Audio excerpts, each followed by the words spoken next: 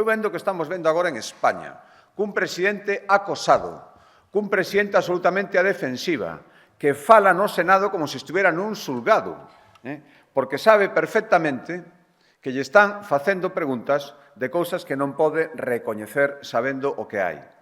Se estás aí non tes tempo para gobernar. Se tes a cabeza en 1000 líos judiciais provocados ou permitidos por ti mesmo, non tes tempo para gobernar.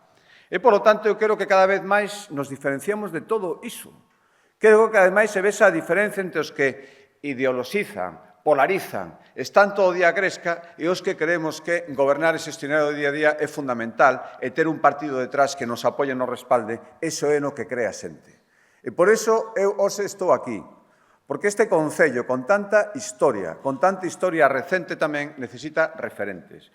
E creo que a alcaldesa que tedes agora e a que estou seguro que teredes cando dentro do ano e medio haya que volver a pedir a confianza, espero que con maioría absoluta é un referente de todo iso.